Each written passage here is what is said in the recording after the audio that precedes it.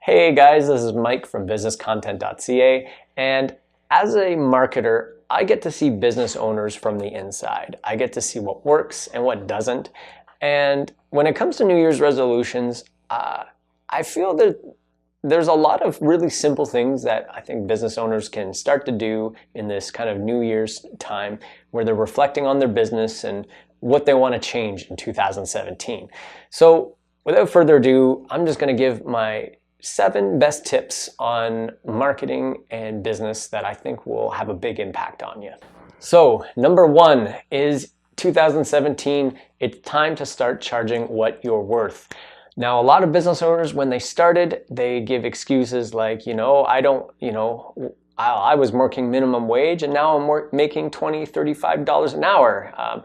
I don't want to overcharge what I'm worth, or, I think, that this is good money and I'm happy with what I'm having.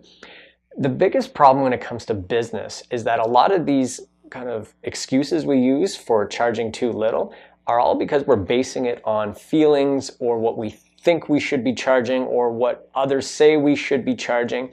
And not a lot of it is based on data. A lot of people ask, well, how much should I be charging? There's no way to tell that except with some boring math. And that's how it comes down to. I remember the first time that I actually sat down and calculated how much equipment I needed, how much I was spending on my clients, how much I was spending on my accounting, my websites, how much I was spending on gas, food going out, the equipment that I needed to upkeep, because as you use your equipment, it starts to break. And also the amount of time that I was spending on each client. I had to actually pay myself eventually.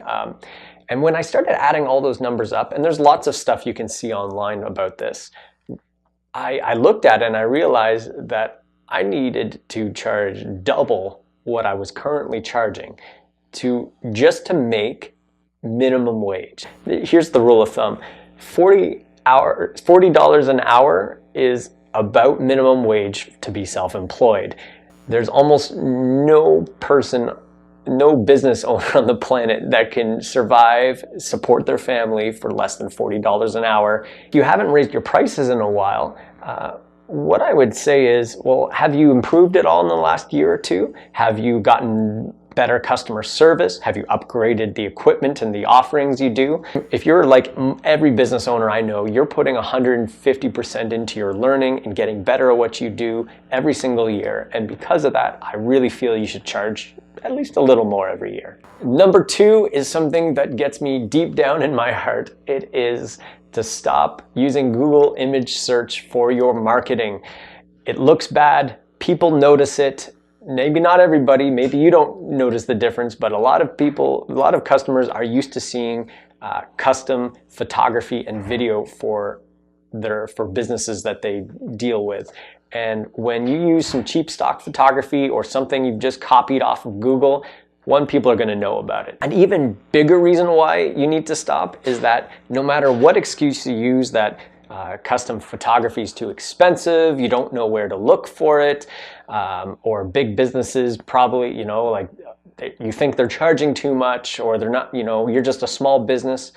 No matter what excuse you use, it's still theft and you need to stop. Not only can it get you in trouble, sort of like when Donald Trump used unauthorized image in his campaign, he got hit with a hefty fine. And it even happens to small business owners. If I can see it, I'm pretty sure there's some lawyers out there that can see it as well and would love to just have an opportunity to sue you. So keep your business safe, stop using Google image search. Number 3 is you need to start increasing your advertising spend. How much you spend on advertising is actually the biggest indicator of how well your marketing is doing. Let's put it this way. If you're spending a lot of money on advertising and you're seeing a return on it, why wouldn't you want to spend more? The only 2 reasons why you wouldn't spend more on advertising is 1, it doesn't work, or you're not sure if it works. And in that case, you need to start back at the beginning, talk to someone like maybe myself, I'll help you out with that. The other reason that business owners give is that they're too busy to take on more work, which is crazy because if you're working too hard and you're full up, why aren't you doing the first thing, which is charge more per hour? You need to start raising your prices then. No matter what it is, if you can't raise your advertising, there's probably something that you can do in your business to make it run better and start making more money. Number 4 is you need to start working less hours. Now, you can work less hours by raising your prices, taking less customers, or we've already talked about that. But I find that there's a big opportunity for almost every business owner to embrace automation. And what I mean by automation, this is something like if you write an email, why would you write the exact same email to 2, 3, 4, 20, 100 different customers? Every time you write an email, you should create a template for it and then paste it into your next responses. Maybe change 1 or 2 things up, make it a little personal. There are so many tools from customer relations management, the Google Suites, collaboration software. At Business Content, we spend about $800 a year on time-saving tools, and this gets us weeks and weeks of extra free time that we can spend back on our business or just impress our clients by turning around projects faster. The other benefit that why you need to start working less hours is the free cell analogy. If you know free cell, the more space you have, the more you can move your cards around. When you start running out of those free spaces, it gets very difficult to move your cards around. And the same thing in business. If you don't have any breathing room, when a problem comes up, all you can do is a quick fix or a band-aid, which is probably going to cause more problems later. When you have breathing room and an issue comes up, you can deal with it properly and never have to do it again. Number 5 is it's time to start getting nerdy about data in your business. When you open up Facebook Insights, you can see a ton of data and know exactly how well you're doing and what you're doing, whether it's working or not.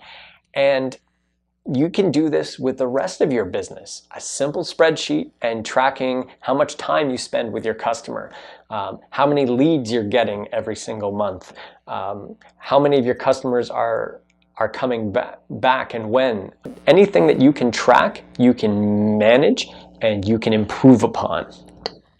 Number 5 is something as lonely, introverted business owners don't like doing. It's networking. Networking is so powerful because it forces you to talk about your business face to face with someone, and it also forces you to broaden your network in a very real way. I find listening to other businesses' issues has given me a lot of perspective on my own business, because when you're just sitting here in your office or at your store, you don't really see what you're doing in an objective way. But when you can look at other people's businesses and see what you are doing or not doing, it kind of gives you that perspective to start working a little more efficiently. I try my very best to go to 1 paid and 1 free networking event. Whether it's a small, doesn't matter how big or how small it is, I just need to get myself out there, get myself away, and get myself talking to somebody new. It's not just for clients, a lot of it is for business development, and you never know what opportunities can happen. And the absolute last thing that you must do in 2017 to increase your marketing effectiveness is you need to actually do something. I know it's the hard part. It's great to talk about things, but a lot of the psychology is that if you say what your resolution is in front of a bunch of people, like on social media, it actually triggers in your head or the reward center as if you've actually done something, but you haven't actually. So pick one thing from this list or find someone else's list and pick something on that. It doesn't matter what it is. You need to just take this time, this new year, if maybe this is a slower period for you, take a time and reflect on 2016 and really use some relevant data if you can, and pick the thing where you feel you can make the most gains for the least amount of work and just change something. And I always find that once you get one thing started and you start getting some meaningful change in your business, that it snowballs into something a lot bigger. So 2017, I really hope that you have a prosperous time and that some of these little tips and insights will help you out. All right, this is Mike, Business Content, and we'll see you guys next year.